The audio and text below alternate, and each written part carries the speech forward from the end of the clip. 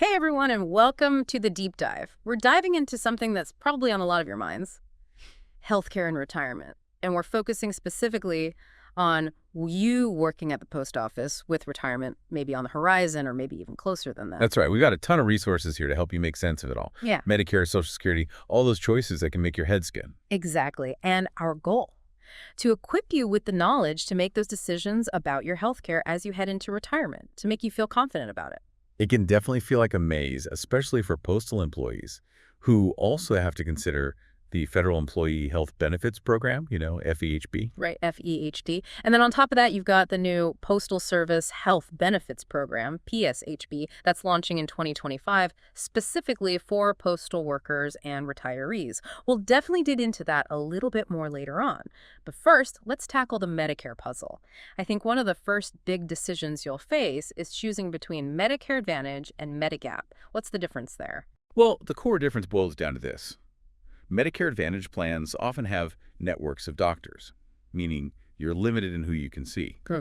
Medigap, on the other hand, lets you see any doctor who accepts original Medicare, so you've got more freedom there. So with Medicare Advantage, maybe you get those extra perks like dental and vision, but you're tied to their network. Medigap gives you flexibility, but maybe higher premiums. It's really about what matters most to you. Exactly. And speaking of costs, another big coin we're seeing in our research is whether Social Security benefits are taxable or not. Right, because nobody wants a surprise tax bill in retirement. So what determines that? I know our sources talk about something called combined income. What is that? Like all your income combined? Not quite. It's a little bit more specific than that. It's half of your Social Security benefits plus all your other income.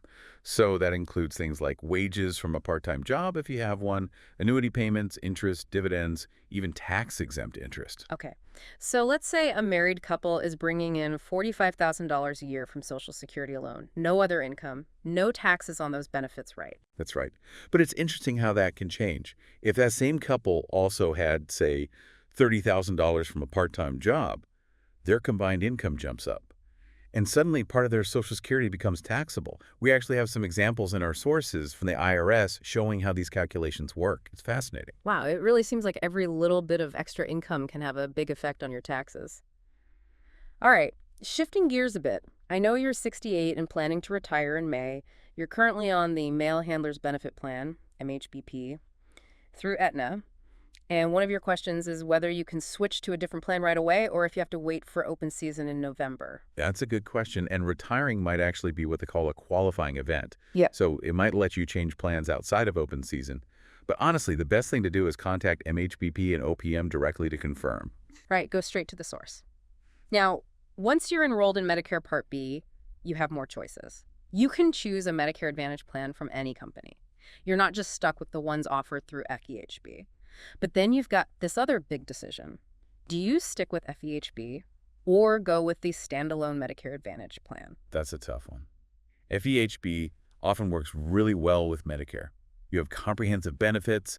It can feel very secure because you're already familiar with it. I can see how the cost would be a factor, though. Some of those standalone Medicare Advantage plans have really tempting prices. They do.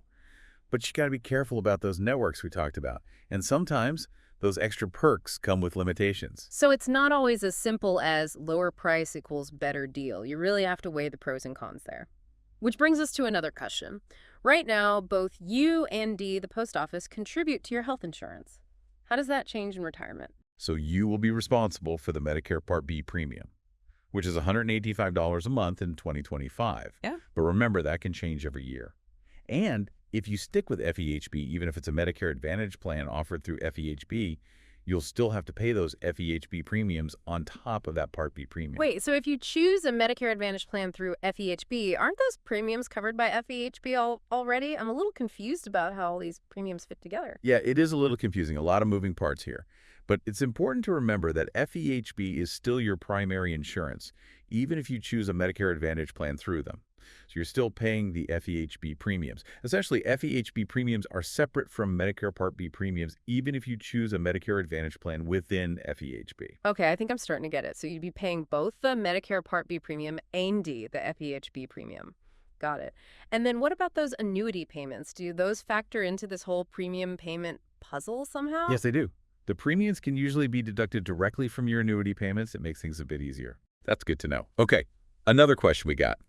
Is Medicare Part B mandatory? Do you absolutely have to sign up for it when you retire from the post office? You need Part B to enroll in a Medicare Advantage plan, but you can actually rely solely on FEHB for your coverage if you choose. So there's some flexibility there, but I imagine there are trade-offs, right? Like, does Medicare Part B cover some things that FEHB doesn't, Yeah. or vice versa? You got it. You have to weigh those potential coverage gaps and the overall costs. Plus, your health needs can change over time, right? So what works for you now might not be the best fit down the road. Yeah, it's almost like you have to be a fortune teller predicting your future health needs. In a way, yes. It's about making informed decisions based on your situation and what you think might happen in the future. And don't forget, if you delay enrolling in Part B and don't have what they call credible coverage, you could face penalties. Credible coverage, what does that mean? Basically, it means having health insurance that meets Medicare standards. And good news is FEHB is generally considered credible coverage. So as long as you keep that FEHB coverage, you can delay Part B and not worry about penalties. Okay, so no penalty panic for our listener? Phew. Yeah. What about actually applying for Part B when the time comes? Is that a whole other maze to navigate? It's actually pretty straightforward. The easiest way is to apply online at ssa.gov. That's the Social Security Administration website. You can also apply by phone or in person, but it usually takes a bit longer. Good to know. So no need to involve insurance companies or agents in this process. It's all direct through Social Security. That's right. Now, before we jump into some real-life cost comparisons, I want to go back to something we briefly talked about earlier, that new Postal Service Health Benefits Program, PSHB, that's coming in 2025. Big change for postal workers and retirees. Yeah, can we unpack that a little bit more? What exactly is PSHB and how is it different from FEHB? I know it's going to be similar to FEHB, but what are the key things our listener needs to know? So PSHB is a separate program designed just for postal employees and retirees. It will be administered by the Postal Service itself, not OPM. And while it will share a lot of similarities with FEHB, the specifics of plan offerings, premiums, and benefits could be different. So even though it's modeled after FEHB, it's not exactly the same thing. There could be some important differences that our listener needs to be aware of. Absolutely. It's crucial to stay informed about the specifics of PSHB as we get closer to 2025. We'll definitely be keeping an eye on things and provide updates as they become available. Perfect, because we want to make sure our listener has all the information they need to make the best choices for their retirement health care. Speaking of which, let's get into some real-life cost comparisons. We'll explore different scenarios, see how the numbers actually play out, and help you make sense of what each option means for your budget. Ready to crunch some numbers? Let's do it. Okay, so we've talked about the big picture: Medicare, Social Security, FEHB, and even that new PSHB coming in 2025. But now I think it's time to get into the details a bit and actually look at some real-world examples, especially when it comes to costs, like comparing those FEHB plans and the standalone Medicare Advantage plans. Yeah, I think looking at the numbers can really help. So let's start with a hypothetical situation. You've decided to enroll in Medicare Part B when you retire. So there's that $185 monthly premium. And let's say you're considering a Medicare Advantage plan offered through FEHB. Let's say one from Blue Cross Blue Shield. Okay, so Medicare Part B is covered, and you're thinking about a Medicare Advantage plan through FEHB. So does that mean you only have to pay that Medicare Part B premium, or do those FEHB premiums still come into play? That's where it gets a little tricky. Even if you choose a Medicare Advantage plan through FEHB, you still have those FEHB premiums. They don't go away just because you're on Medicare Advantage plan. Oh, I see. So it's not like those Medicare Advantage plans are free even if you get them through FEHB. You're essentially paying for both. Exactly. You're paying for that FEHB coverage overall, and then the Medicare Part B is on top of that because it's required for any Medicare Advantage plan. Okay, that makes sense. So in this scenario, you're paying both the Medicare Part B premium and the FEHB premium, even with the Medicare Advantage plan. Now, what about those annuity payments? Do they magically cover all the premiums? Not magically, but they do help. The premiums are usually taken directly out of your annuity payments every month. It's pretty convenient. So it's not like the Postal Service sends a separate check to the insurance company or anything. The money comes right out of your annuity. That is convenient, but it also means those premiums are coming out of your retirement income each month. You got it.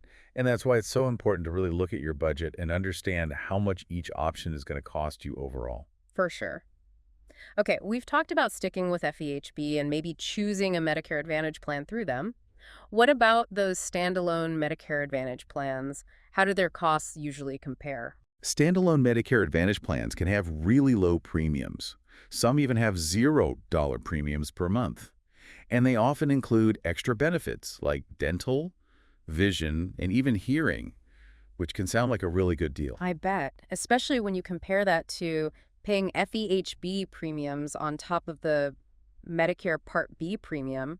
Sounds like you could save a lot of money. You could, but, and this is important, you have to be careful about those networks we talked about earlier. With a standalone Medicare Advantage plan, you're usually limited to doctors and hospitals that are in their network. Right, and if you go out of network, it could get really expensive. Exactly. So even though that low monthly premium might sound great, you got to think about those potential costs if you need to see a specialist or go to a hospital that's not in the plan's network. It's a trade-off. Well, Lower monthly payments, but maybe less flexibility and the chance of higher costs down the line if you need care outside of the network. exactly.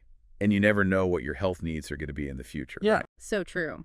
What might seem like a good deal now could end up costing you more later on if your health changes. Right. And that's why it's so important to weigh the pros and cons of every option carefully.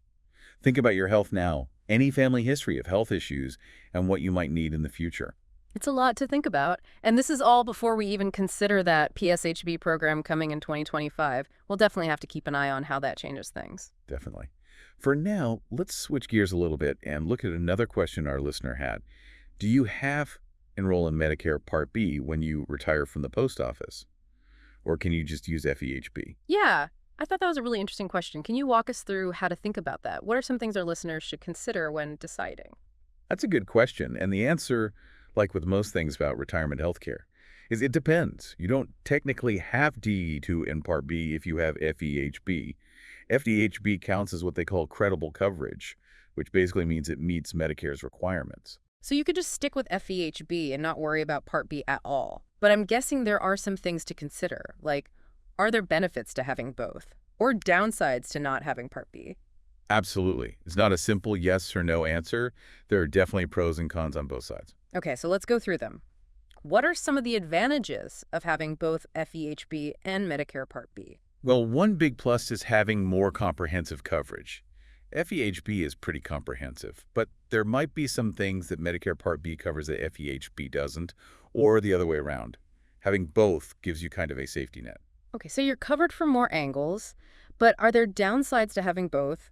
Wouldn't that mean paying more? Yes, it would be more expensive because you're paying for two different plans, so you have to decide if that extra coverage is worth the extra cost. It depends on your situation and your risk tolerance. Okay, so that's if you have both FEHB and Medicare Part B. What about if you decide to just go with FEHB and not enroll in Part B? What are the pros and cons of that? The biggest pro is saving money.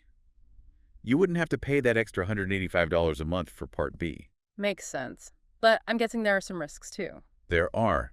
You could run into situations where FEHB doesn't cover something that Part B would have covered, so you're taking a bit of a gamble. Right. Saving money, but taking on more risk. Exactly. And it's really important to remember that your health can change as you get older. What works for you now might not be the best choice a few years down the road. If you suddenly need more care and you don't have Part B, you might regret that decision. That's a good point. You can't predict the future, but you can make smart choices based on what you know now and what you think might happen later. I agree. And that's why it's so important to do your research, understand all the options, and maybe even talk to a financial advisor who specializes in retirement planning. Speaking of potential risks, let's talk about something that we've noticed a lot of people worry about. Those penalties for enrolling late in Medicare Part B. How do those work, and does our listener need to worry about them? It's a common worry. But for someone like our listener who has FEHB, it's not a huge concern. As long as they keep their FEHB coverage, they can wait to enroll in Part B and won't be penalized. Okay. So FEHB kind of acts as a protection against those penalties. That's good news. But what about when the time does come to apply for Part B? Is that a complicated process? Not really. It's actually pretty simple. The easiest way is to do it online at ssa.gov. That's the website for the Social Security Administration. You can also do it by phone or in person, but those ways usually take longer. That's good to know. It's not something to stress over. And you don't even have to involve insurance companies or agents. It's all done through Social Security. Exactly. One less thing to worry about. Okay, so we've covered a lot. We've talked about Medicare Advantage versus Medigap, all the details of FEHB, whether or not to enroll in Part B, and even how all those premiums work. My head is spinning. But there's one last piece of the puzzle we haven't talked about yet. Taxes. Ah, yes. Taxes. The word that everyone loves to hear.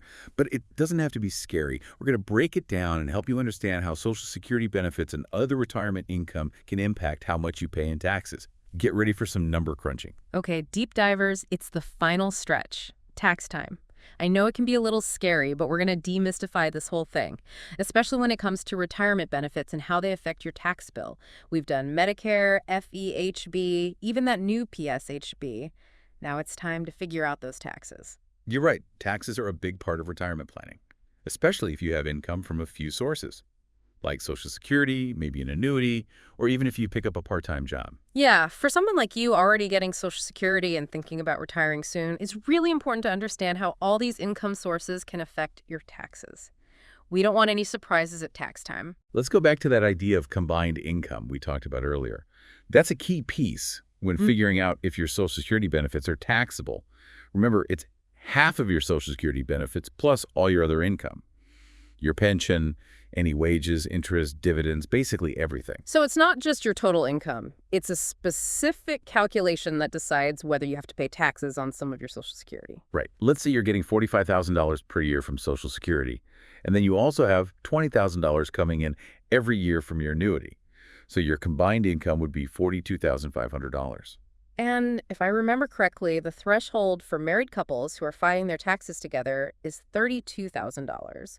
So that means in this case, some of your Social Security benefits would be taxable. Exactly. And don't forget, those annuity payments are usually taxable too. Sure. But it's important to remember that the IRS has specific formulas for this. It can get kind of complicated. It sounds like it can get pretty complex with all these income sources and different formulas. Yeah, it can. And that's why it's a good idea to talk to a tax professional, especially as you're getting ready for retirement. They can help you figure out all the details and make sure you're not paying more taxes than you need to. It's like having someone guide you through all the tax stuff. Sounds worth it to have an expert in your corner. Totally. Could save you a lot of stress and maybe even some money in the long run. I have to say, this deep dive has been so helpful. We've talked about so much. Medicare, those FEHB plans, the new PSHB program, and all the tax stuff. It's a lot to take in. But I really hope this gives you the tools to start making those important decisions about your healthcare and retirement. I hope so too. And remember, this is just the start. Don't be afraid to contact MHBP, OPM, even Medicare directly. They can give you personalized advice for your situation. Absolutely. Be proactive. You've earned these benefits. Now make them work for you. Well said. The more you know, the better decisions you can make. So keep asking questions, keep learning, and keep planning for your retirement. And remember, we're always here to help you explore all the ins and outs of retirement. See you next time. Until then, best of luck with your retirement planning.